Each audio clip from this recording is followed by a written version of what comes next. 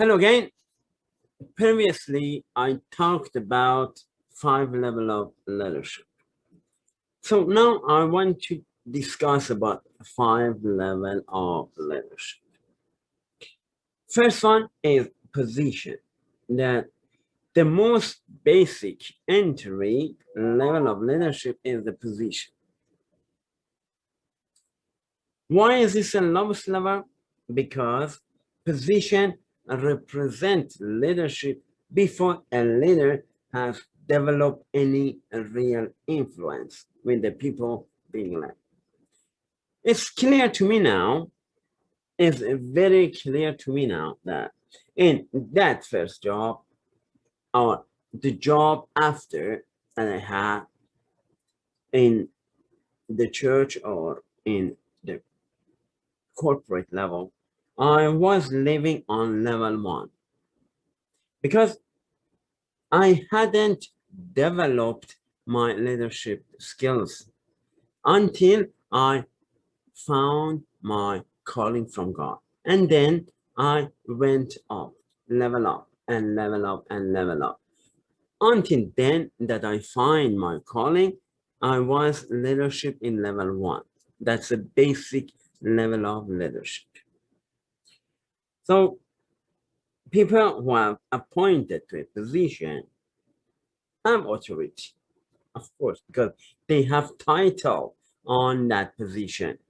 But that authority doesn't exceed their job description. They are positional leaders with certain rights. So if you are a pastor in a church, so you have certain authority. You can let anybody talk. You can not let anybody talk. It's up to you, because that group look onto you. But you are on level 1 leadership. That's a basic level. So grow up. Be a leader. Be a real leader. Real leadership is more than granted authority.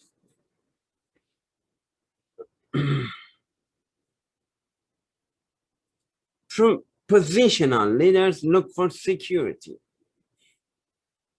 They work for security or they're looking for security because they are positional leader. They have title. Someone like, oh, I am so and so. Or even they call themselves something. I know somebody, he called themselves reverend. Nobody called him reverend. He himself called him reverend. Or another person I know, he said, I'm not pastor anymore. I'm church planter. He himself appointed him to that position. That's level 1 leadership. Positional leaders rely on their leader influence instead of their own. So they don't invest on themselves, as I told you before.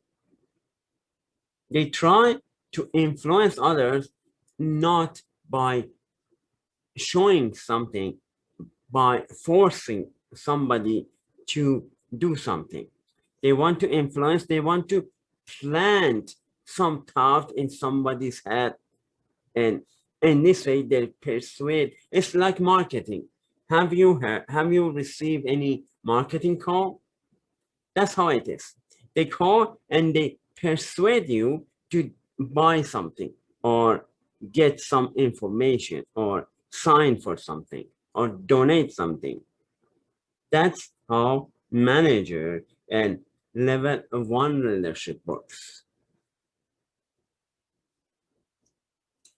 Because they cannot get people follow them in real life just because they have title. So some people look at them.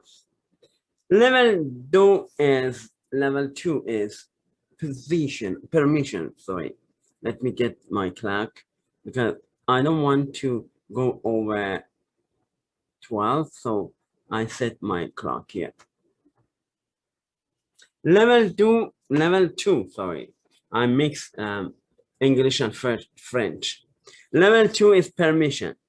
My friend and mentor is Fred says, leadership is getting people to work for you. They are not obligated. So in the corporate world, managers force people and employees obliged to follow rules of that corporate. The church shouldn't be like this, but some churches are like this.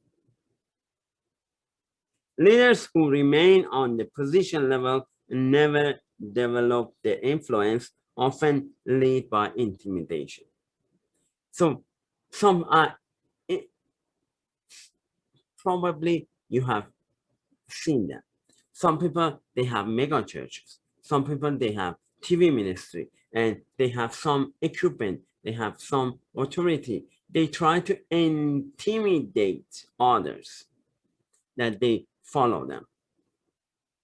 And they are like chicken that Norwegian psychologists studied in developing the pecking order principle. This describes all kind of people.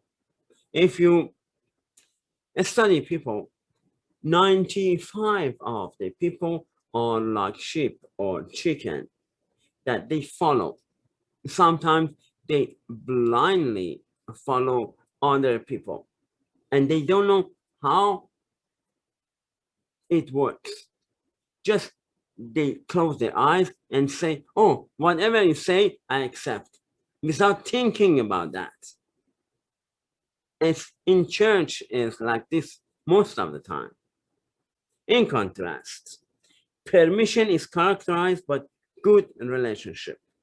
The motto on this level could be written as people don't care how much you know until they know how much you care. So if you don't care and you memorize all the verses of the Bible, who cares about memorizing verses of the Bible? You have to show that you care. If you don't care, you are not good leader, period. And then it's level two. It's better than level one, but it still is not enough. And level two is very bad. And then the classic illustration of someone who didn't do this is Henry Ford. Everybody knows Henry Ford. He invented first car. Ford Motor Company is something that everyone look up to and they're inspired by Henry Ford. People who are unwilling or unable to build solid, lasting relationship soon discover that they are also unable to sustain lasting relationship. So if you are trying to force people to do something, so your relationship never gonna be forever, never ever. I'm 1000% sure about this. I'm so clear about this. If you order something, if you want to have authority over somebody and force people to go somewhere, your relationship is not gonna last forever. I'm so clear about that. So you have to be kind. You have to build relationship. I know sometimes relationship is complicated, but you have to build relationship. You have to build the trust that is forever and lasts forever, unless it's short time period, very short time. Because nobody wants that kind of relationship, even in the church. For example, me, why should I go to a church? Even God said to me, even let's be clear, even God comes down earth and tell me, oh, go to that church. Why should I go? I can question God. And why should I go to that church? Because they don't care. If they don't care, why should I go to that church that they don't care? So answer me. Answer it for me. Why should I go to that church that they don't care? Okay. And there is a level 3, production. There's a level 3 that nearly anyone can succeed on the first two, but when we level up, it's more difficult to reach that level. People can receive a position and develop permission, but it's difficult to get to production level. It's a fact that if you care about people and are willing to learn how to work with them, you can start to gain influence. But that influence will only go so far. To really get things going, you need to win the production level. Maybe you can get people to things done. Maybe you can encourage people to finish something and you see the things finished. That's level 2 leadership. Not enough. You have to go to level 3. That's really win the production level. On level 3, people get things done themselves. You don't need to oversee them to get things done. They know what to do and they get things done without your supervision. That's level 3. So you don't need to micromanage people on level 3. You can delegate some duty to other people. And before the man could be given the heave-ho by the sales manager, along came this message from Chicago. Don't talk about this because I don't understand it well, so I shouldn't explain it. So skip this. Let me skip this and let's go to another level, which is level 4, people development. When you lead a productive team of people who like working together and maybe have fun, you give others a reason to want to work with you. That's level 3. That's good, but not enough again. Level 4 is people development. If you gain influence with your team on level 1, 2, and 3, people will consider you a fantastic leader. Oh, that's a good leader. That's level 3, but not enough. That's not enough, guys. Level 3 is not enough. Maybe some people are in level 3, but you have to grow up. You have to level up. Level 4. There are higher level of leadership because the greatest leader do more than just get things done. And these are so many different kind of leaders, both male and female. They come in all shapes and sizes, age and degree of experience. Leaders become great not because of their power, not because of their ability to empower others, not because of they memorize all the Bible, not because of they have ordained pastor, they have a dress, black dress. No, great leader and success comes when you create anything lasting, when you cannot make disciple, when people come to your church and they gone. And you think if all the people come here, they stayed here, we have a lot of people. So bad for you. Because you couldn't manage, you didn't deserve to manage those group of people. You didn't deserve that. It's your problem because you couldn't manage those people who come to your church and they didn't stay in your church. That's why you have a small local church. Maybe you have only 2 or 3 people in your church and your church is closed. That's your problem because you didn't develop your leadership skills. And for the future, for the next time, I'm telling you that know how definition of leadership is.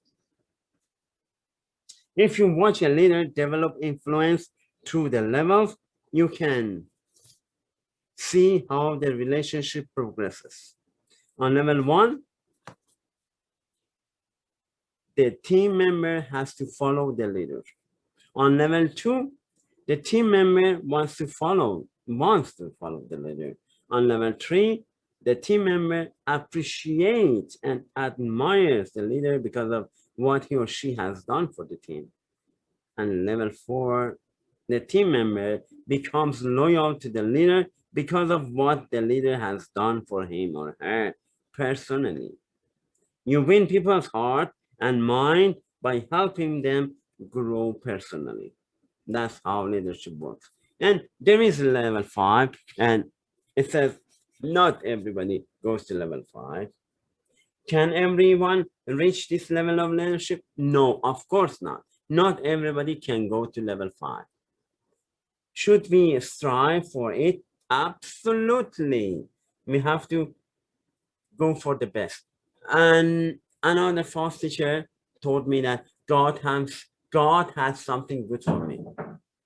Yes, but that good thing is not enough for me. I want the best. I don't want something good for me. Maybe God has something good for me, but I don't want that. I want the best. Good is not enough. I want the best. And the 5 level of leadership can be applied to every area of your life, both personal and professional. Respect must be freely given to us by others. We cannot force others to respect us. You cannot say, oh, you have to respect me. No, it doesn't work like that. You have to earn your respect. You have to earn your respect. Until then, I don't have any respect for you. Peace of God be with you all.